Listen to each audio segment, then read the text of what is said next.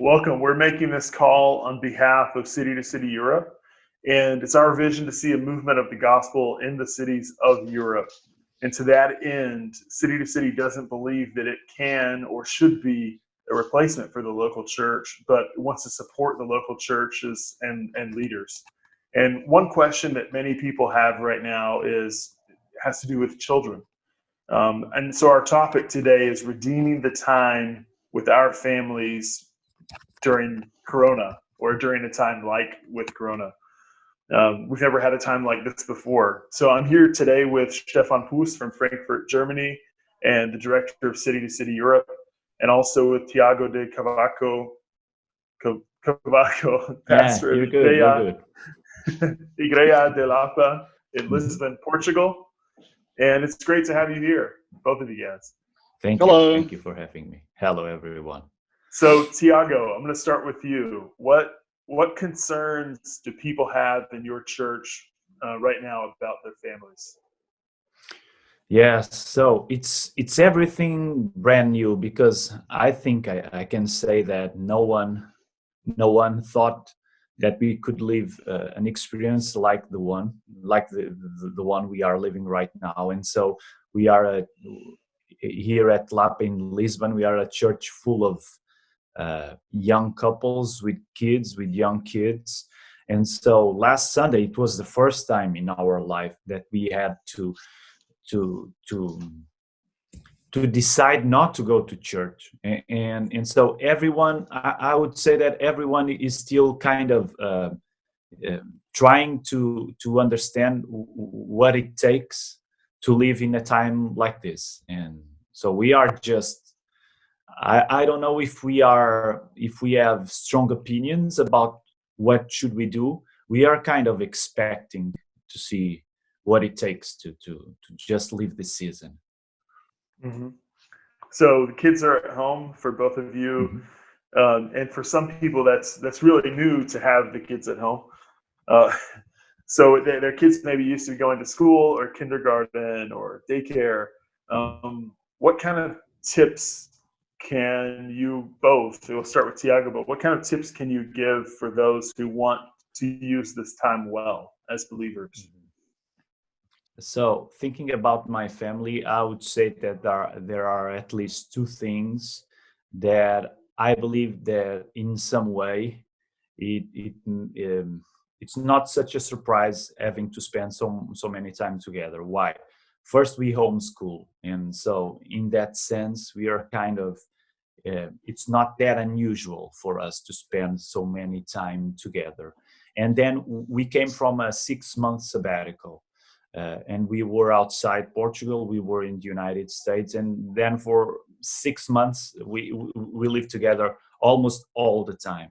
So one of the things that I tried to say, and now I'm thinking about, for instance, families in our church, is that it's natural to fear uh, family when you have to spend so many time with your own family. So it's not wrong about feeling the fear of family in a way, because even our ability to focus, it will be challenged. But at the same time, I believe that in a season like this, and no one expected to be living through this season, but I, I believe it can function as a kind of spiritual test. So I would say embrace the test, acknowledge your own weaknesses, because we tend to be very sometimes over optimistic about our abilities, our ability to love well, and of course we love our families. But so it's a good test to explain to us that love is hard, but it's very good. And so yeah, I would try to inspire, saying probably not such an optimistic, giving not such an optimistic message, but going for it and not fearing. Mm-hmm. That's good. Stefan, your kids at home, they're probably asking different questions or have asked questions. What kind of questions are they asking, and how are you answering those? Well, our kids are asking questions about the future. They're afraid when they're out of school. Schools are closed here in Germany, and we're in quarantine right now. But yeah, they're asking questions about, how is this developing, and it's just good to say as parents that be honest and say we don't know either. This is totally new to us. We're watching the news together, so there's a lot of information coming in. We're trying to spread healthy news. There's a lot of weird news on the internet that the kids also pick up, and we have to be intentional about it. And I do think, yeah, we're just trying to be honest that we're all together trying to figure this out. And what are some creative things that you guys are doing at home to use the time well with your kids right now? Okay, so let me say this. I think that this crisis is actually a healthy challenge to the families, because before I've seen too much in churches a unhealthy reliance on children's ministry. So people have too much relied by just giving their kids to the church ministry, to the Sunday school, or to the whatever happening from the church, to the youth pastor maybe, and saying, well, they care about the spiritual education of my kids.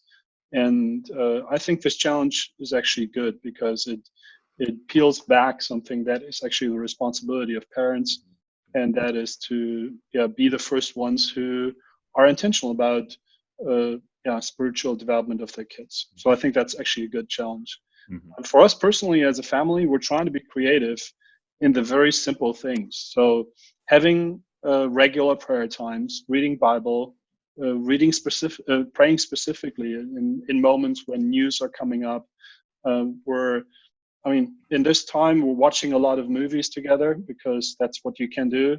And just afterwards, having a conversation. Where in the movie did you see a gospel line, or how does that relate to the Bible or something? So including Bible into the normal thing, and including God into everything. So I don't think you have to set up a whole Bible school for your kids in your private home, but just including prayer, reading the Bible, and intentional conversations in the normal rhythm.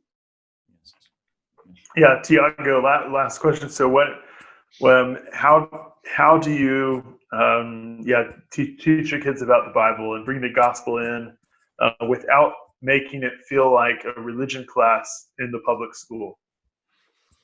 Yes, that's a good question. I don't know how to answer, and in a way, I think that the real answer will only come some decades from now, when my kids tell me what they think about what I tried, me and my wife and Ruth. But I would say that, I would say, in a way, when I have to compare our experience as a family with other families, sometimes I believe we are like the Flanders. I don't know if you know the Flanders. They are the Simpsons neighbors, and so lots of times I think that our family can look like the Flanders, because we are all about that kind of things that people expect from very evangelical families. So having home devotionals, so that's a thing in our place right now. I was listening to Stefan, and it was really important what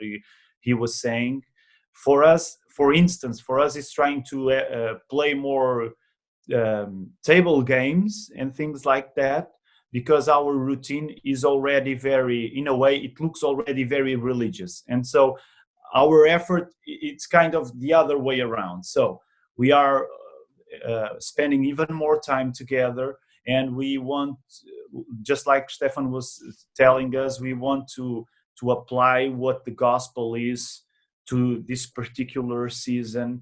And we don't want to lose focus, and it's really easy to lose focus when you feel so much pressure. But at the same time, I think that one of the most inspiring things in the gospel is that when you go after being quiet with God, being quiet before God, there's always some measure of quarantine involved. Jesus, in Mark's gospel, is always trying to rest. Even in chapter 1, he's already trying to rest, because things are already very a lot about action. And he's going in the early morning is going to, he kind of quarantines himself from the disciples, going to pray, going to look for his own Father. Um, we in a different context about losing focus, some people might watch this video and ask themselves, wait, this is City to City Europe. What are we doing? I thought we were about church planting and leader development. What are we doing talking about children? How would you answer someone who said, what are we doing talking about kids right now? Are we not losing focus? Well, I think that our vision is to create movements of the gospel in the cities of Europe. And if we think about church and even church planting, family is such a key microcell of the church and of the city as well. So I think considering how churches can help families to be that little like basic cell of church and of a society in the city, and help how we can apply the gospel into that. That's totally part of our vision. Great. Yeah. Thank you guys so much for taking your time today. And we look forward to having more videos.